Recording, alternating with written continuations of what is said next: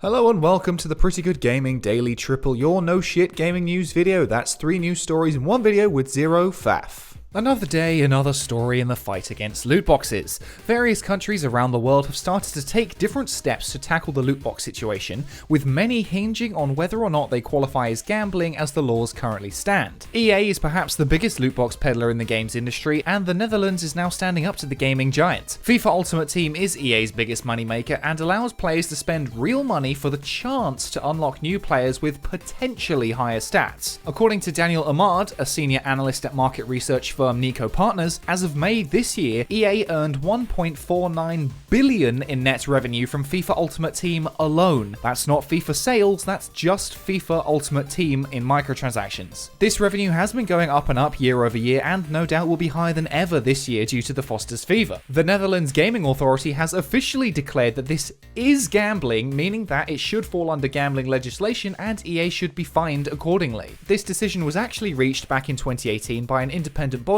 which suggested that EA be fined weekly until the loot boxes are removed. A €250,000 fine will be filed against EA directly, with another €250,000 against its Swiss subsidiary, making the total €500,000. That's €500,000 per week unless FIFA Ultimate Team is removed from the game. Of course, EA tried to oppose this, no doubt including words like surprise mechanics, but the judge denied their pleas and has said that EA has 3 weeks to remove all loot boxes or face the fine. Dirk Scholing, EA's Benelux country manager, told VGC, "Players all over the world have enjoyed FIFA and the FIFA Ultimate Team mode for many years, and as such, we are disappointed by this decision and what it may mean for our Dutch community." Hard disappointing.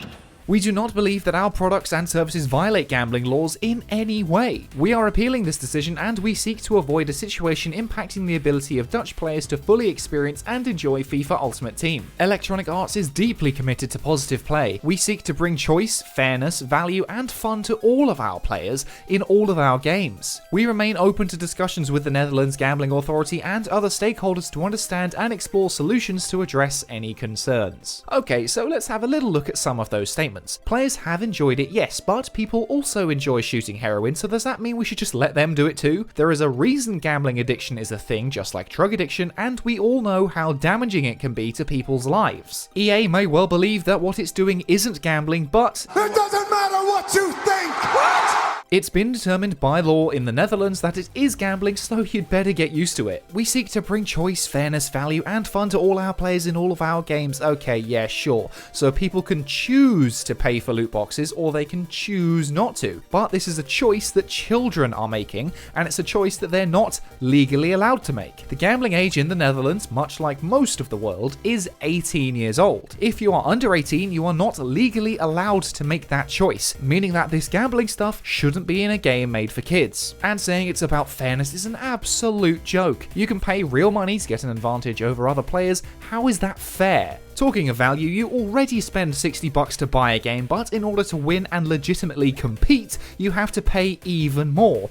Where's the value in that? Once again, EA pushes out this bullshit response that is in direct position to what loot boxes actually are and how they function in their own games. This ruling is a huge step in getting rid of loot boxes because EA now has to remove them or face hundreds of thousands in fines. Christmas is just around the corner and that's the biggest sales window for pretty much everything out there. After the judge's 3-week window expires, we have 11 weeks until Christmas, meaning that EA has to remove FIFA Ultimate Team in the Netherlands, keep selling the game and make a nice profit, or pay €5.5 million in fines. More and more is being done to address the loot box problem, so hopefully the practice's days are numbered. Countries like Belgium have already classed them as gambling, EA is currently being sued in a class action lawsuit in Canada over them, and the UK recently launched a call for evidence on loot boxes. Obviously EA will fight tooth and nail to keep manipulating its players and getting children to gamble, but all of these measures by countries around the world are taking us closer and closer to a world where we won't have to deal with this trash. And next up, with the recent news of yet another delay for Cyberpunk 2077, gamers everywhere were disappointed and even angry at the situation. However, other games are also suffering because CD Projekt, quote, undercalculated, and there have been at least 2 casualties. The free-to-play action RPG Path of Exile was due to launch an expansion on December the 11th, but this has been pushed back due to Cyberpunk's revised release date of December the 10th after being moved from November 19th.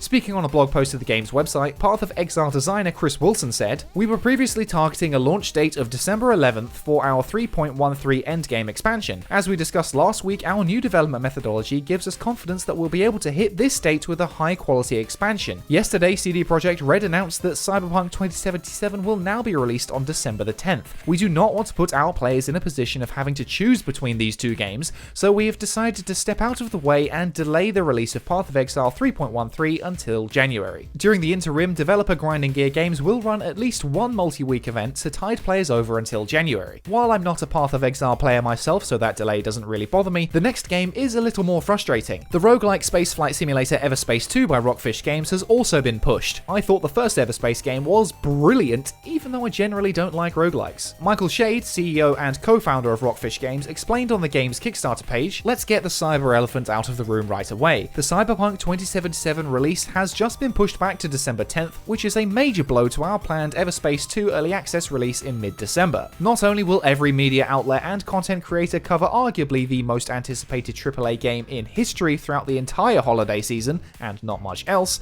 we also know that there's quite a bit of audience overlap within our community and our team.